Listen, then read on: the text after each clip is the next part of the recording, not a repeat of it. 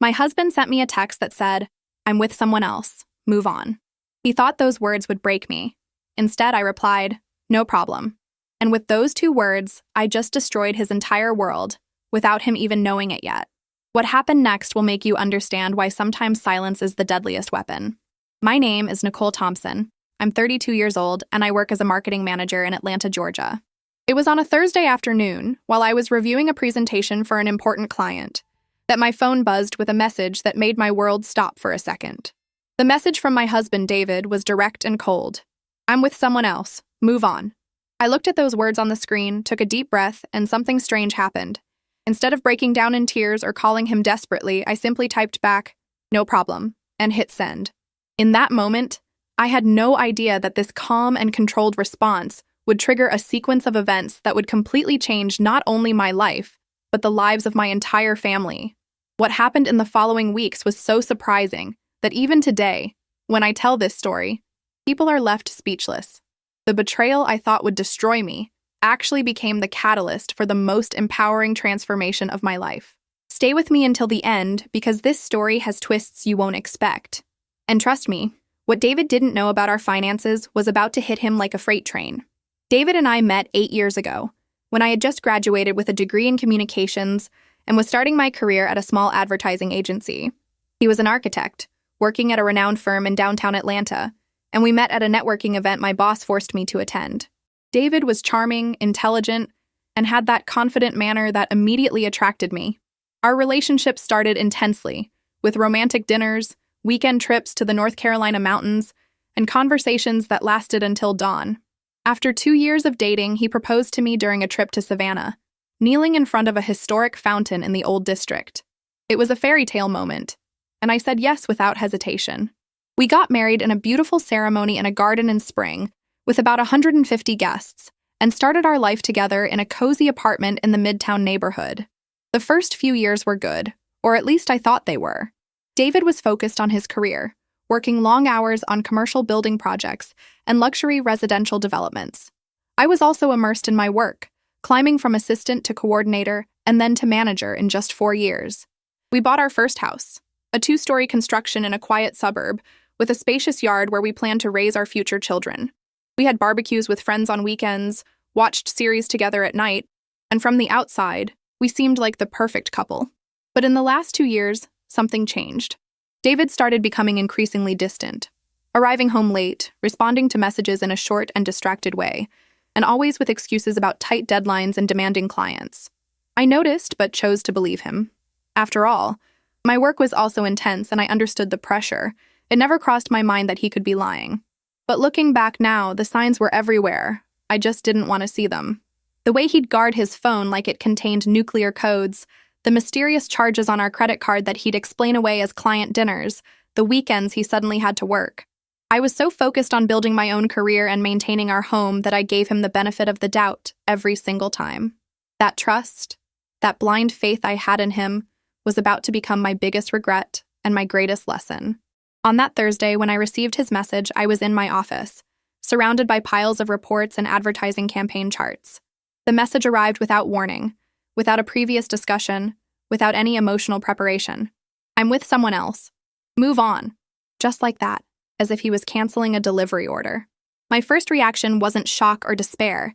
It was almost as if a part of me already knew, as if my subconscious had picked up all those signs I ignored and finally screamed, "I told you so!" But instead of collapsing, something in me stayed firm. Maybe it was pride, maybe it was self-preservation, or maybe it was simply exhaustion from years of trying to make a marriage work alone. I typed "no problem" and continued my day, finishing my presentation, attending meetings, and acting as if nothing had happened. But inside, a part of me was already starting to process what this really meant. The thing about betrayal is that it doesn't always hit you immediately. Sometimes it's a slow burn that builds until you can't ignore it anymore. And I was about to let that fire fuel something David never expected. When I got home that night, the house was empty. David's clothes were still in the closet, his things still scattered around the living room, but he wasn't there. I walked through the rooms, looking at the photos hanging on the walls, at the furniture we chose together, at the life we built that now seemed like an illusion. I didn't cry, I didn't call him, I didn't send desperate messages. Instead, I went to the kitchen, made chamomile tea, sat on the couch, and started thinking coldly about my next move. Because if David thought I was going to beg, cry, or fight for him, he was completely wrong. I had other plans, and what happened next would prove that my calmness wasn't weakness. It was strategy. See, what David didn't know was that over the past 3 years, I had been the primary breadwinner in our household. My marketing career had skyrocketed, and I was making almost double what he made as an architect. The house we lived in, the one he thought was ours, was actually in my name only because his credit score had been damaged years ago by student loans. The car he drove, that sleek silver sedan he loved so much, was leased under my company's name as a business vehicle. Even the investment account we'd been building, the one with over $200,000 saved for our future, was primarily funded by my bonuses and commissions. David contributed, sure, but his contributions were minimal compared to mine. And here's the kicker. He had no idea just how much I actually made. When I got my last promotion 6 months ago, along with a massive salary increase, I never told him the exact amount. I just said I got a raise and left it at that. So when he sent that text message thinking he could just walk away and start fresh with someone else, he had no clue what he was actually walking away from. The financial security, the comfortable lifestyle, the safety net I had built, all of it was about to disappear from his life. And the best part? I had already started preparing for this moment weeks ago, even before I consciously admitted to myself that our marriage was over. My gut had been telling me something was wrong, and I had quietly started protecting myself financially. The next morning, I woke up with absolute clarity about what I needed to do. I called my best friend Rachel, who's a divorce attorney in Atlanta, and scheduled an emergency meeting for that same day during my lunch break. Rachel and I had been friends since college, and she knew my marriage history, the good times, and the rough patches. When I walked into her office and told her about David's text message, her face went from shock to professional focus in seconds. "Nicole, I need you to tell me everything," she said, pulling out a legal pad. "And I mean everything. Finances, properties, assets, anything that could be relevant." I spent the next hour laying out the entire financial picture of our marriage. The house worth $450,000 in my name. The investment accounts, mostly funded by me. The retirement accounts we each had. The cars, the furniture, everything. Rachel took notes furiously, occasionally stopping to ask clarifying questions. "This is actually better than I thought," she said finally, looking up from her notes. "Georgia is an equitable distribution state, not community property, which means the court will divide assets fairly, but not necessarily 50-50. Given that most assets are in your name and funded by your income, you're in a strong position." But there was something else I needed to tell her. Something I had discovered just 2 weeks before David's text message. I had been doing some spring cleaning, going through old files in David's home office, when I found bank statements for an account I didn't recognize. It was a personal checking account, separate from our joint account, and it had regular deposits and withdrawals. The deposits were moderate, a few $100s here and there, but the withdrawals were concerning. Large amounts to jewelry stores, expensive restaurants I'd never been to, and hotel bookings in Atlanta and nearby cities. When I showed Rachel copies of these statements, her eyes widened. "Nicole, this is evidence of dissipation of marital assets," she explained, her voice getting excited in that way lawyers do when they find something useful. "If he was spending marital funds on an affair, the court can consider that when dividing assets. This could work significantly in your favor." She leaned back in her chair, tapping her pen thoughtfully. "Here's what we're going to do. We file immediately before he has a chance to hide anything else or make any moves. We'll request temporary orders for exclusive use of the marital home, and we'll make sure every penny is accounted for." I left Rachel's office feeling something I hadn't felt in years. Powerful. For so long, I had been the accommodating wife, the understanding partner who made excuses for David's distance and absence. But now, with legal strategy on my side and truth as my weapon, I was ready to show him exactly what he'd thrown away.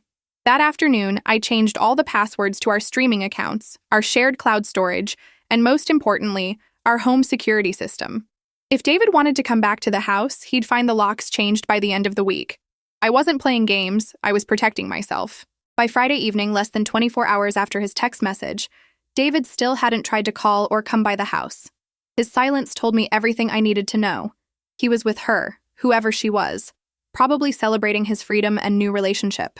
What he didn't know was that Rachel had already drafted divorce papers, and a process server would be delivering them to his office on Monday morning. I spent that weekend in a strange state of calm, organizing documents, taking inventory of our possessions, and mentally preparing for the battle ahead. But honestly, I wasn't scared. I was ready. On Monday morning, I went to work as usual, but I couldn't focus on anything except imagining David's face when he got served with divorce papers at his office.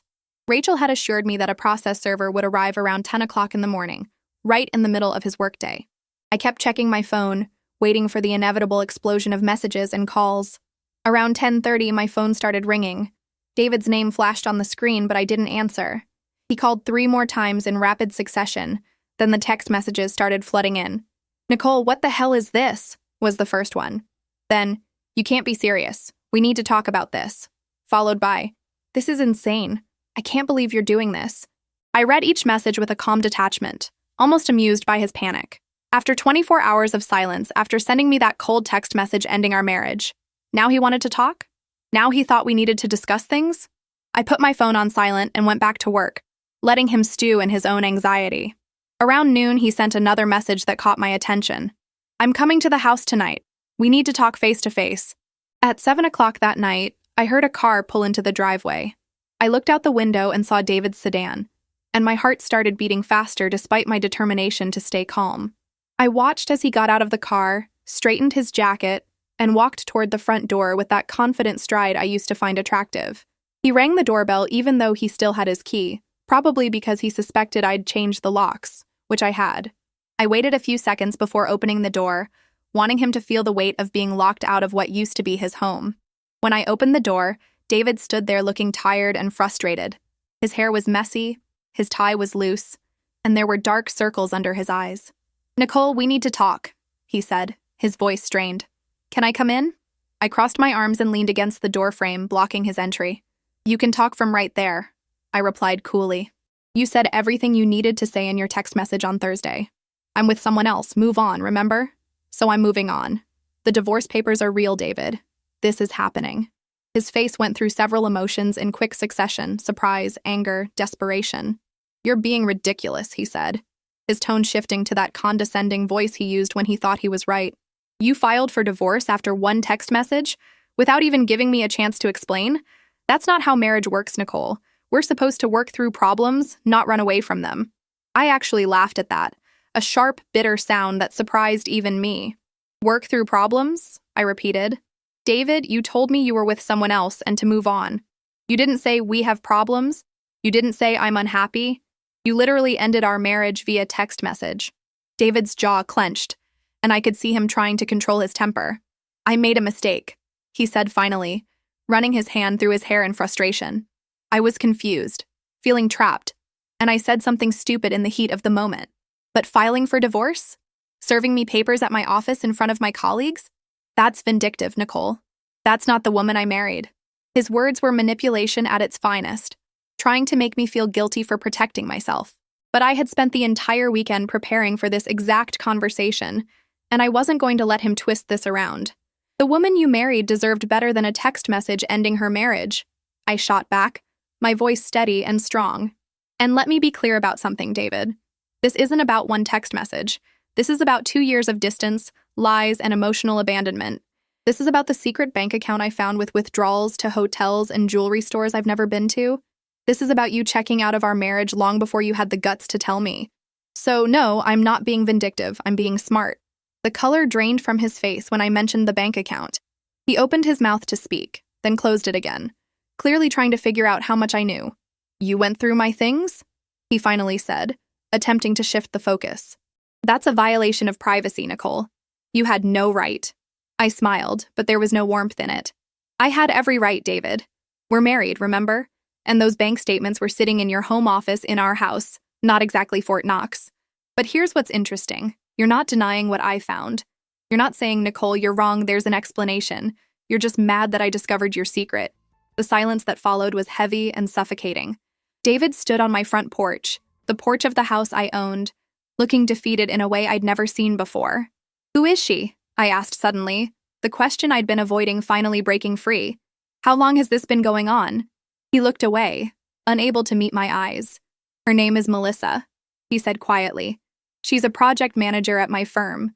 We've been working together for about 8 months and things just happened. I didn't plan it, Nicole. I didn't wake up one day and decide to cheat on you. But you did cheat, I said, my voice breaking slightly despite my attempt to stay strong. You made a choice. Probably hundreds of little choices that led you into her bed while I was at home thinking we were building a life together. Every late night you blamed on work. Every weekend you said you had site visits. Every time you pulled away from me, you were choosing her over me over us. Tears pricked at my eyes, but I refused to let them fall in front of him. I had cried enough over this man in the privacy of my bedroom. I wouldn't give him the satisfaction of seeing me break now. David took a step closer, and I instinctively stepped back. I want to fix this, he said, his voice taking on a pleading tone I'd never heard before. I know I messed up. I know I hurt you. But we can go to counseling, work through this, save our marriage. 8 years, Nicole. We've been together for 8 years. That has to mean something. You can't just throw it away because I made one mistake. One mistake. He was calling months of lying, cheating, and betrayal. One mistake. The audacity was almost impressive. I shook my head slowly, feeling something inside me finally break free, not in sadness, but in liberation. You don't get it, David, I said, my voice clear and firm. This isn't about saving our marriage anymore. This is about me saving myself. You killed our marriage when you chose to betray me, when you chose to lie to me every single day for 8 months. I'm not throwing away 8 years. You already did that. I'm just acknowledging reality and moving forward. The divorce is happening. My attorney has all the documentation, including evidence of your affair and your dissipation of marital assets. Georgia law isn't kind to cheating spouses who spend marital money on their affairs. His face went pale again, and I could see the panic setting in as he realized the full implications of what I was saying. You're going to destroy me financially over this? He asked, his voice rising. Nicole, be reasonable. We can split things fairly without dragging this through court. Think about what this will do to both of us. The legal fees, the stress, everything. We can handle this like adults. I almost laughed at his attempt to suddenly be reasonable. Now you want to handle things like adults? Where was that maturity when you were sneaking around with Melissa? Where was that adult conversation when you sent me a text message ending our marriage? Before he could respond, headlights swept across my driveway as another car pulled up. My stomach dropped slightly, wondering who could be arriving at this moment. The car door opened, and out stepped a woman I'd never seen before. She was tall, probably in her late 20s, with long dark hair and professional attire. She walked up my driveway with confidence, her heels clicking against the concrete, until she stood right next to David. Hi, I'm Melissa, she said, extending her hand to me as if we were meeting at a business conference. I thought it was time we all talked about this situation like adults. I stared at her outstretched hand like it was a snake ready to strike. The absolute audacity of this woman, showing up at my home, the home I owned, to discuss her affair with my husband, like it was a business negotiation. I didn't shake her hand. Instead, I looked at David with disbelief. You brought her here? I asked, my voice dangerously quiet. To my house? You actually thought it was appropriate to bring your mistress to confront your wife? David held up his hands defensively. Nicole, please. Melissa wanted to apologize and help us figure this out. She feels terrible about everything. What happened next, I'm not even sure I can explain properly. Something inside me just snapped. Not into anger or hysteria, but into a cold, calculated fury that I didn't know I was capable of.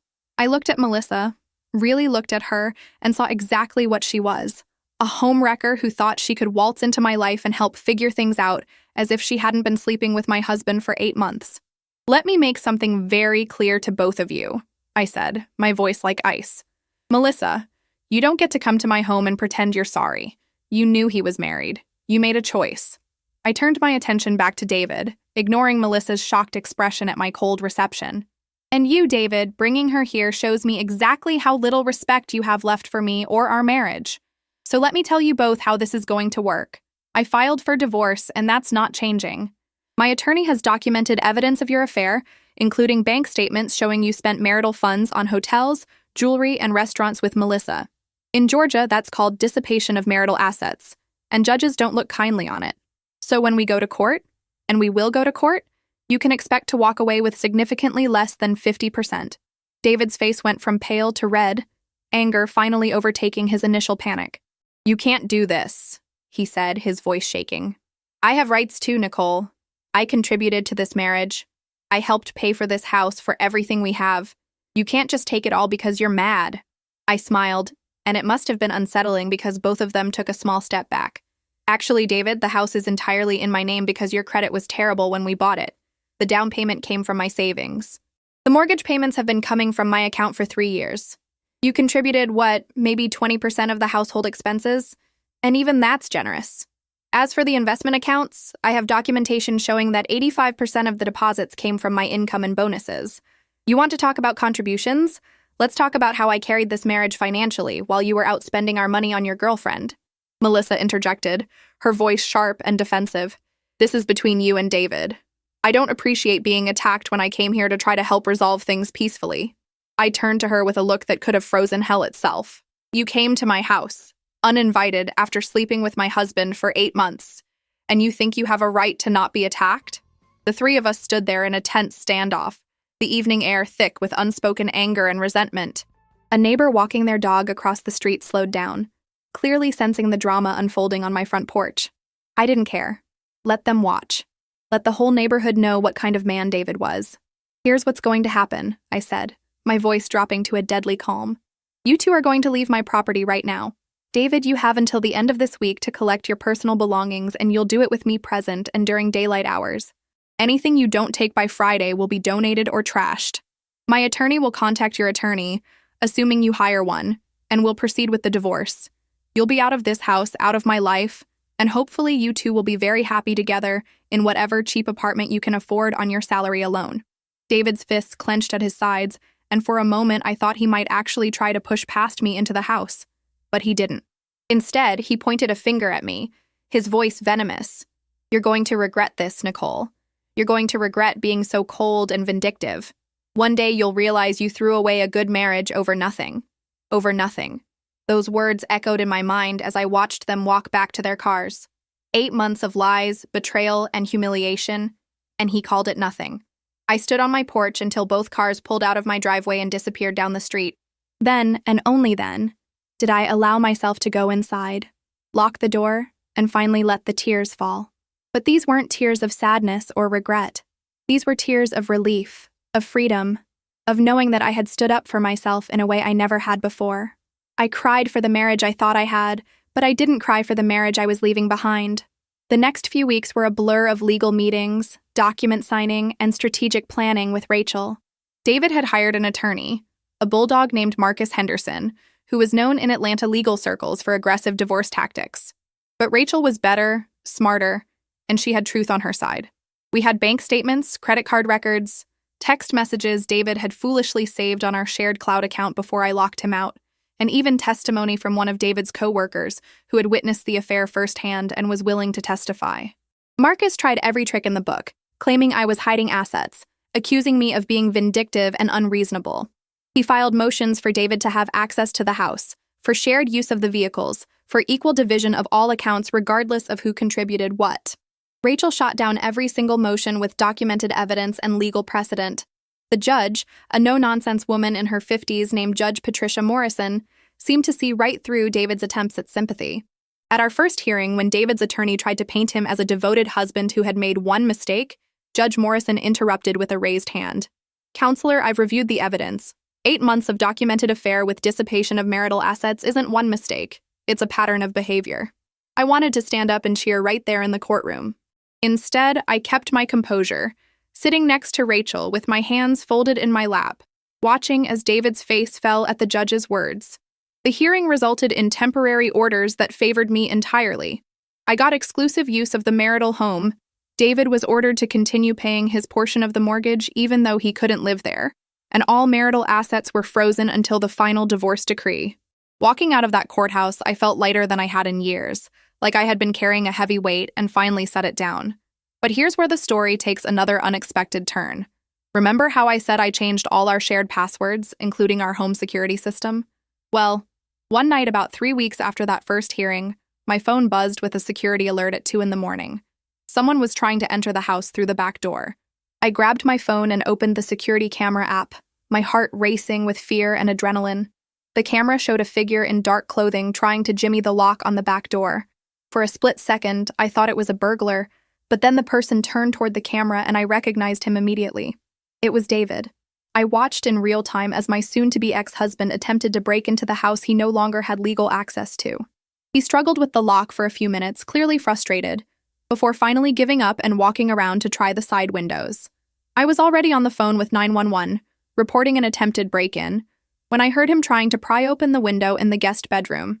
"There's someone trying to break into my house," I told the dispatcher, my voice surprisingly steady. "I have video evidence and I can identify him. It's my estranged husband, David Thompson." The dispatcher assured me police were on their way. I stayed on the phone with her, watching through my security cameras as David continued his attempts to get inside. What was he looking for? Was he trying to take assets? Destroy evidence? Or was this some misguided attempt to confront me again? Whatever his reasoning, it was about to land him in serious legal trouble. Within 8 minutes, police sirens echoed down my quiet suburban street. I watched through the front window as 2 police cars pulled up, lights flashing, and 4 officers got out. David, caught red-handed trying to break in, immediately put his hands up in surrender. I went outside to speak with the police officers, wrapped in my robe with my phone still clutched in my hand. One of the officers, a tall man with graying hair and kind eyes, approached me first. "Ma'am, are you Nicole Thompson?" he asked, and I nodded. "I'm Officer Reynolds. We apprehended the individual attempting to enter your residence. Can you identify him?" I looked over at David, who was now in handcuffs leaning against one of the police cars, and nodded again. "That's my husband, David Thompson. We're currently in the middle of a divorce proceeding, and he has been legally barred from the property by court order." Officer Reynolds made a note in his small notebook, then asked me to show him the security footage. I pulled it up on my phone, and we watched together as David tried the back door, then moved to the windows. The timestamp clearly showed it was 2:15 in the morning, and the footage was crystal clear thanks to the high-quality cameras I'd installed. "This is pretty clear evidence of attempted breaking and entering," Officer Reynolds said. "Combined with the court order barring him from the property, he's looking at some serious charges. Do you want to press charges, ma'am?" I didn't even hesitate. "Yes, I do." The next morning, I called Rachel and told her everything that had happened. I could hear the excitement in her voice as she processed the information. "Nicole, this is huge," she said. "Attempted breaking and entering, violation of a court order. This completely undermines any sympathy the judge might have had for him. I'm going to file an emergency motion this morning for a restraining order and to hold him in contempt of court. This changes everything." And she was right. Within days, we were back in front of Judge Morrison, this time with video evidence of David's middle-of-the-night break-in attempt playing on a screen in the courtroom. David's attorney tried to argue that his client was simply trying to retrieve personal belongings and didn't understand he wasn't allowed on the property. But the judge wasn't buying it. "At 2 in the morning, counselor," Judge Morrison said, her voice dripping with skepticism, "breaking in through the back door and windows instead of calling his attorney to arrange supervised access? That doesn't sound like someone trying to retrieve belongings, that sounds like someone with malicious intent." She granted my restraining order immediately, requiring David to stay at least 500 feet away from me and the property at all times. She also found him in contempt of court and ordered him to pay my legal fees for this emergency motion. Walking out of the courthouse that day, I felt vindicated in a way I hadn't expected. David had tried to intimidate me, to violate my space and my peace, and instead he had handed me the perfect ammunition to use against him. His own actions had made my divorce case stronger, and there was a poetic justice in that I couldn't help but appreciate. But the story doesn't end there, because while all of this legal drama was unfolding, something else was happening in my personal life that I hadn't anticipated at all. Something that would make David's betrayal hurt less and less with each passing day. About a month after the break-in incident, I was at a coffee shop near my office, taking a break from work and trying to decompress from all the legal stress. I was sitting by the window with my laptop, responding to work emails, when someone approached my table. "Excuse me, is this seat taken?" a male voice asked. I looked up, ready to politely say yes even though it wasn't, but the words died in my throat when I saw who was standing there. It was Nathan Foster, someone I had worked with briefly about 4 years ago when his tech company had hired my marketing firm for a campaign. We'd always had good chemistry, professional but with an undercurrent of something more. Nathan was attractive in an understated way, tall with dark hair starting to gray at the temples, intelligent brown eyes, and a warm smile that made you feel immediately comfortable. "Nathan?" I said, surprised. "Wow, I haven't seen you in forever. Please, sit down." He sat across from me and we fell into easy conversation, catching up on the years since we'd last worked together. He told me his company had grown significantly, that he was now running a tech startup with over 50 employees. I told him about my promotion to marketing manager, carefully avoiding the topic of my imploding marriage. But somehow, perhaps sensing something in my demeanor, he asked gently, "How's married life treating you?" I hesitated for a moment, debating whether to share the truth with someone I barely knew anymore. But there was something about Nathan's open, non-judgmental expression that made me want to be honest. "Actually, I'm going through a divorce," I said, surprised at how easily the words came out. "My husband had an affair, and I found out about a month and a half ago. It's been a lot." Nathan's expression shifted to genuine sympathy and concern. "I'm so sorry, Nicole. That's incredibly difficult. If you ever need someone to talk to or just get your mind off things, I'm here." His offer felt sincere, not like a pickup line, but like genuine friendship. Over the next few weeks, Nathan and I started meeting for coffee regularly. At first, it was just casual conversations about work, life, and everything except my divorce. But gradually, I found myself opening up to him about what I was going through with David, the betrayal, the legal battles, even the attempted break-in. Nathan listened without judgment, offered perspective when I needed it, and made me laugh when I didn't think I could. He never tried to make a move or take advantage of my vulnerable state. He was just there, steady and supportive in a way David had never been even before the affair. One evening, about 2 months into our renewed friendship, Nathan invited me to dinner at a nice restaurant downtown. "Not a date," he clarified quickly. "Just 2 friends having a meal together. You've been through hell and you deserve a nice evening out." I accepted, partly because I did need a distraction, but also because I enjoyed Nathan's company more than I wanted to admit. That dinner was one of the best evenings I'd had in years. We talked about everything from books to travel to our career ambitions, and for the first time since discovering David's affair, I felt like myself again, like a person with interests and dreams beyond just surviving a divorce. As we were leaving the restaurant, Nathan walked me to my car. We stood there in the parking lot under the streetlights, and there was a moment of comfortable silence between us. "Thank you for tonight," I said, meaning it more deeply than just gratitude for a meal. "I needed this more than I realized." Nathan smiled. That warm, genuine smile I was beginning to really appreciate. "Anytime, Nicole." And I meant what I said before. I'm here for whatever you need. Just as a friend, no pressure, no expectations. You're going through something incredibly difficult, and you deserve support. Something about his words, the sincerity in them, made my eyes water slightly. Here was someone who barely knew me, offering unconditional support, while the man I'd spent 8 years with had thrown me away via text message. The contrast was stark and painful, and also healing in a strange way. "You're a good person, Nathan," I said quietly. "Thank you for reminding me that good people still exist." He squeezed my shoulder gently. "You're a good person too, Nicole. Don't let what David did make you forget that." I drove home that night feeling something I hadn't felt in months. Hope. Hope that maybe, eventually, I could move past this pain and build something new. Hope that not all men were like David. Hope that my story didn't end with betrayal, but could transform into something better. Over the next month, as my divorce proceedings continued to move forward, Nathan remained a constant presence in my life. We had coffee dates, went to movies, took walks in Piedmont Park, and slowly, without either of us explicitly acknowledging it, our friendship started shifting into something more. There were lingering glances, accidental touches that lasted a second too long, conversations that went deeper than just friendship. But Nathan never pushed, never rushed me. He seemed to understand that I needed time to heal before I could even think about another relationship. The final divorce hearing was scheduled for a Monday morning in late September, about 4 months after David's initial text message. I woke up that day feeling a strange mix of emotions, nervousness about the hearing itself, relief that this chapter was finally ending, and underneath it all, excitement about the future I was beginning to build. Rachel picked me up at 8 in the morning, and we drove to the courthouse together, reviewing our strategy one last time. "Judge Morrison has seen all the evidence," Rachel reminded me. "The affair, the dissipation of assets, the attempted break-in. She's already indicated in her temporary orders that she's sympathetic to your position." We entered the courtroom, and I saw David sitting on the other side with his attorney, Marcus.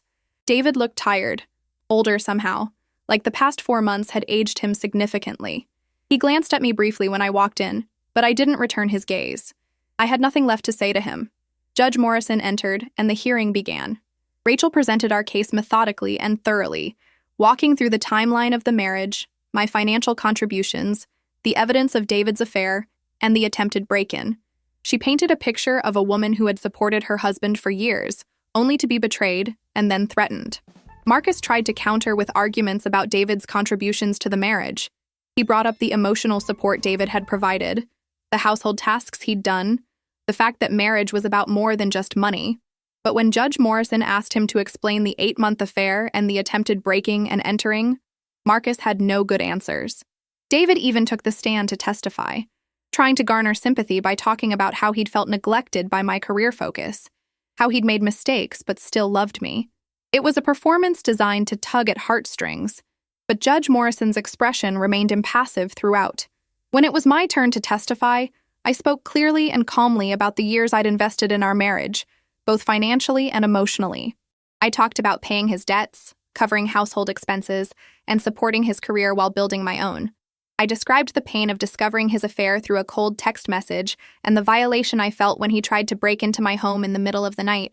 I didn't cry or show anger. I simply told the truth, and sometimes the truth is powerful enough on its own. Judge Morrison took a short recess to review all the evidence and testimonies, and when she returned, her decision was swift and decisive. "I've reviewed everything presented in this case," she began, her voice authoritative and clear. "And I find that Mrs. Thompson has been the primary financial contributor to this marriage, that Mr. Thompson engaged in an extramarital affair lasting 8 months, that he dissipated marital assets by spending approximately $15,000 on said affair, and that he violated court orders by attempting to unlawfully enter the marital home. Therefore, I'm granting Mrs. Thompson the following." My heart pounded as she continued. "The marital home, being solely in Mrs. Thompson's name and primarily funded by her income, will remain her separate property. Mr. Thompson will have no claim to it. The investment accounts, which documentation shows were funded 85% by Mrs. Thompson's income, will be divided 70-30 in her favor. Mr. Thompson's retirement account will be split equally, but Mrs. Thompson's retirement account will remain her separate property due to the dissipation of marital assets.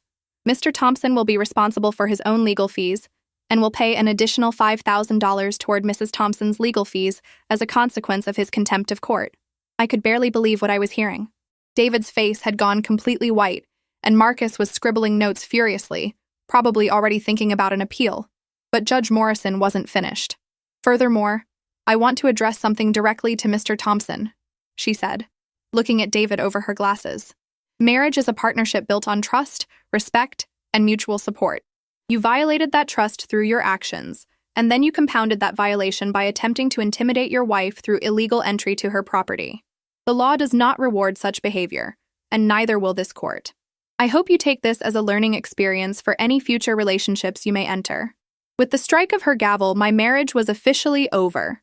Walking out of that courtroom, I felt like I could finally breathe again after months of holding my breath. Rachel hugged me tightly in the hallway outside. "You did it, Nicole," she said, her voice full of pride. "You stood up for yourself, and you got exactly what you deserved. That house, those assets, your independence, all of it." I hugged her back, grateful beyond words for her support and expertise. As we headed toward the exit, I saw David standing with Marcus near the courthouse doors. For a moment, our eyes met, and I saw something in his expression that might have been regret, or maybe just anger at losing. I didn't care anymore which it was. I walked past him with my head held high, and as I pushed through those courthouse doors into the bright September sunshine, I felt something I hadn't felt in years. I felt free. That evening, I met Nathan at our usual coffee shop to tell him how the hearing had gone. When I walked in and saw him sitting at our regular table with 2 cups of coffee already ordered, his face lit up with a smile that made my heart skip. "So?" he asked as I sat down. "How did it go?" I couldn't help but smile back. "It's over, Nathan. It's finally over. The judge ruled in my favor on everything." Nathan reached across the table and took my hand, squeezing it gently. "I'm so proud of you, Nicole. You handled all of this with such grace and strength. Not everyone could have done what you did." His words meant more to me than he probably realized. For months, I'd questioned whether I was doing the right thing, whether I was being too harsh or too vindictive. But hearing Nathan affirm my choices, seeing the genuine pride in his eyes, helped me understand that I had been right to stand up for myself. "I couldn't have done it without support," I said honestly. "Rachel was amazing. But you, Nathan, you kept me sane through all of this." He smiled softly, his thumb gently rubbing circles on the back of my hand. "I'm glad I could be there for you. And now that the divorce is final, what's next for you? What does Nicole Thompson want for her future?" It was a question I'd been asking myself a lot lately. For so long, my identity had been tied up in being David's wife, in maintaining our home and our marriage. Now I had the chance to redefine who I was and what I wanted. Honestly, I said, looking into Nathan's warm brown eyes, I want to focus on myself for a while, my career, my friendships, figuring out who I am outside of that failed marriage. I paused, feeling vulnerable, but also brave enough to continue. But I also want to explore whatever this is between us. I'm not ready to jump into something serious right away. I need time to heal properly. But I'd like to see where this could go, if you're willing to be patient with me. Nathan's expression softened even more, and he squeezed my hand again. Nicole, I would wait as long as you need. These past few months getting to know you again, being there for you, it's shown me what an incredible woman you are. That conversation marked the beginning of a new chapter in my life. Nathan and I continued our relationship, but now with the understanding that we were building something real together. He met me where I was emotionally, never pushing for more than I was ready to give, always respecting my boundaries. He was the complete opposite of David in every way that mattered. Where David had been selfish and secretive, Nathan was generous and open, making me feel valued and appreciated exactly as I was. About 3 months after the divorce was finalized, I got an unexpected phone call from a number I didn't recognize. I almost didn't answer, but something made me pick up. Hello? I said cautiously. Nicole? It was a woman's voice, shaky and uncertain. This is Melissa. Please don't hang up. I need to talk to you. My first instinct was to do exactly what she asked me not to, hang up immediately. But curiosity got the better of me. What could you possibly have to say to me, Melissa? I asked, my voice cold. I think we said everything we needed to say on my front porch months ago. There was a long pause, and then I heard her take a shaky breath. I need to apologize, she said, her voice cracking. Really apologize. Not the fake apology I tried to give you that night. She continued before I could respond. I was wrong, so incredibly wrong, about everything. I knew David was married, and I pursued him anyway. I told myself it was love, that he was unhappy with you, and that I was somehow saving him. But I was just a selfish person who wanted what wasn't mine. Her voice broke completely. I destroyed your marriage, and I'm so sorry, Nicole. You deserved better than what both of us did to you. I stood frozen in my kitchen, phone pressed to my ear, not sure how to respond. Why are you calling me now? I finally asked. Why does my forgiveness matter to you after all this time? Melissa let out a bitter laugh that sounded more like a sob. Because David left me, she said simply. About 3 weeks after your divorce was finalized, he told me he needed space to figure things out. Then last week, I found out through a mutual friend that he's already seeing someone else, a paralegal from his attorney's office. Her voice was thick with tears now. He used me the same way he used you, and now I understand what I helped him do to you. I'm not asking for your forgiveness, Nicole. I don't deserve it. I just needed you to know that I'm sorry and that karma is real. I processed her words, feeling a strange mix of vindication and pity. Thank you for calling, I said finally, my voice softer than I expected. I appreciate the apology, even if it came from a place of your own pain rather than pure remorse. I hope you learn from this and make better choices in the future. I paused, choosing my words carefully. But Melissa, I need you to understand something. What you and David did changed me. It broke something in me that took months to start healing. So while I hear your apology, I can't offer you forgiveness right now. Maybe someday, but not today. She sniffled on the other end of the line. I understand, she said quietly. That's more than fair. I just wanted you to know that you were right about everything. He wasn't worth it, and you deserved so much better. After we hung up, I stood in my kitchen for a long time, thinking about that conversation. Part of me felt satisfaction knowing that David's pattern had caught up with him, that Melissa had experienced the same betrayal she'd helped inflict on me. But mostly, I just felt grateful that I was no longer part of that toxic cycle.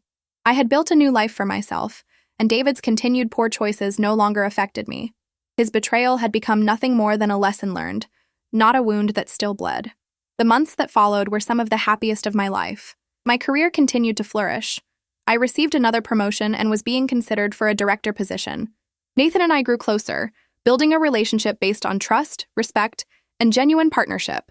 We traveled together, created memories, and slowly built a foundation that felt solid and real. My friends noticed the change in me, how I smiled more easily, laughed more freely, carried myself with a confidence I'd never had before. One evening in late spring, Nathan and I were having dinner at my house when he brought up something he'd been thinking about. I've been looking at apartments closer to downtown, he said casually. My lease is up in 2 months, and I thought maybe, if you're ready, we could look for a place together. My heart skipped at his words, but not from fear, from excitement. I'd like that, I said, smiling at him across the table. We spent the next few weeks looking at places, finally finding a beautiful loft with huge windows and exposed brick walls. It felt like a fresh start, a space that would be ours from the beginning with no ghosts from the past. I decided to sell my house, the one I'd fought so hard to keep in the divorce. It had served its purpose, given me security and stability when I needed it, but now it was time to move forward completely. The house sold quickly to a young family, and I felt nothing but happiness watching them tour it with excitement in their eyes. As I packed up my belongings, sorting through the remnants of my old life, I felt no sadness or regret. Each box I sealed was another piece of my past that I was choosing to leave behind. The money from the sale went into investments and my savings, building a financial foundation that was entirely mine and secured my future. Moving day arrived on a warm Saturday in June. My friends showed up to help. Rachel, co-workers, even some of Nathan's friends who had become my friends too. We carried boxes, assembled furniture, ordered pizza, and filled the new loft with laughter and hope. As I stood in the middle of our new living room, surrounded by people who genuinely cared about me, I realized this was what real support looked like, what real family felt like. That night, after everyone had left, Nathan and I sat on our new couch looking out at the Atlanta skyline through our huge windows. "To new beginnings," he said, raising his glass of wine. "To new beginnings," I echoed, clinking my glass against his, "and to becoming the person I was always meant to be." He pulled me close, and I rested my head on his shoulder, feeling more at peace than I had in years. The summer passed in what felt like a beautiful blur. Nathan and I settled into our new home, establishing rhythms that felt natural and right. I continued excelling at work, even starting to plan my own marketing consulting firm. Nathan's company was thriving, and we supported each other's ambitions in ways that felt genuinely collaborative. We were building something together, but we were also maintaining our individual identities and goals, which made our relationship even stronger. One afternoon in September, almost exactly a year after my divorce was finalized, I was having lunch with Rachel when she showed me something on her phone. "Have you seen this?" she asked, pulling up a social media post. It was David, announcing his engagement to someone new, the paralegal Melissa had mentioned. In the photo, he and his fiancée were smiling, showing off her ring.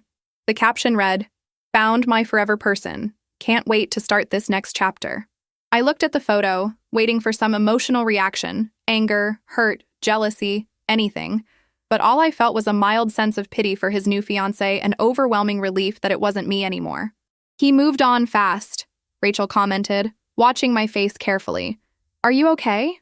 I handed her phone back and smiled genuinely. "I'm more than okay, Rachel. I'm grateful that woman isn't me.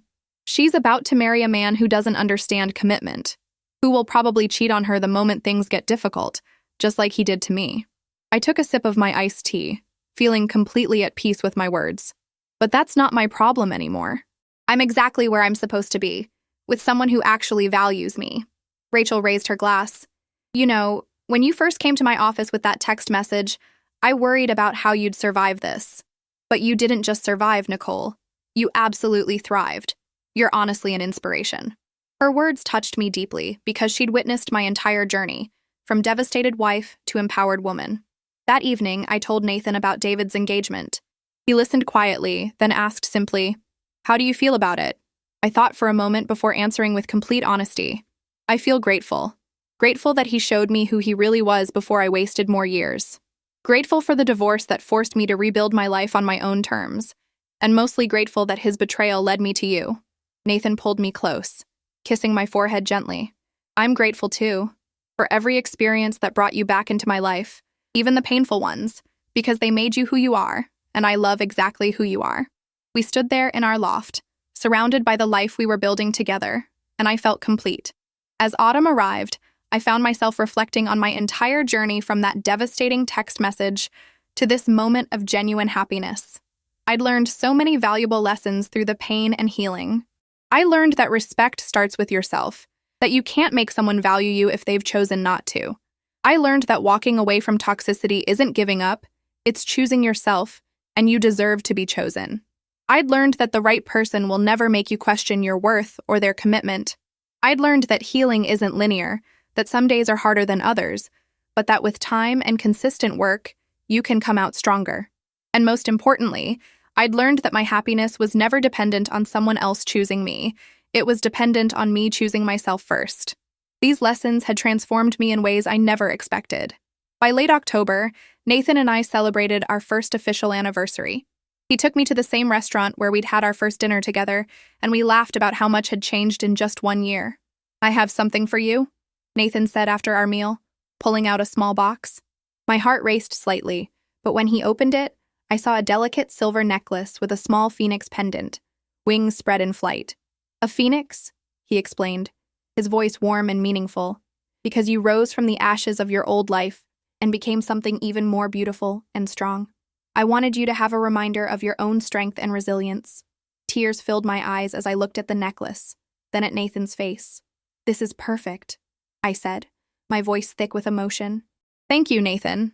For this, for everything, for being exactly who I needed." So here I am now, almost 2 years after that text message that changed everything, living a life I couldn't have imagined back then. I eventually did start my own marketing consulting firm, and it's already exceeding my expectations. Nathan and I are stronger than ever, talking about marriage and the future in ways that feel exciting rather than scary. I've reconnected with parts of myself I'd lost, rediscovered passions I'd set aside, and built a community of genuine support around me. David's betrayal, as devastating as it felt in that moment, actually gave me the greatest gift possible. It forced me to discover my own strength and worth. It made me rebuild from the ground up, and in doing so, I built something so much better than what I had before. That text message didn't destroy me like he probably thought it would. Instead, it freed me to become the woman I was always meant to be, strong, independent, and unwilling to settle for less than I deserve. If you're going through something similar right now, if you've been betrayed or hurt or made to feel like you're not enough, please hear this. You are enough, exactly as you are. Someone else's inability to see your value doesn't diminish your worth one bit. Setting boundaries isn't selfish, it's self-preservation. And walking away from what hurts you isn't giving up, it's choosing yourself, and you absolutely deserve to be chosen. The journey won't be easy, but I promise you it's worth it. So do I regret how I handled everything? Absolutely not. I handled it with grace, strength, and self-respect. I protected myself legally and financially. I allowed myself to heal before jumping into something new. And now I'm living the rewards of those choices every single day. My message to you is simple. Never let someone's betrayal make you bitter. Let it make you wiser, stronger, and more selective about who deserves your time and energy. Now I want to hear from you. Have you ever had to rebuild your life after a major betrayal? What did you learn from that experience? Drop your stories in the comments below because your experience might be exactly what someone else needs to hear right now. And if this story gave you hope or strength or just made you feel less alone in your own struggle, please hit that like button and share this video. Your support helps this message reach people who desperately need it. Don't forget to subscribe to the channel because I share real stories like this regularly. Stories about resilience, transformation, and becoming your best self. Thank you so much for listening to my journey. Remember, you're stronger than you think. You deserve better than you've been accepting, and your best days are still ahead of you. Never settle for less than you deserve. Take care of yourselves, and I'll see you in the next video.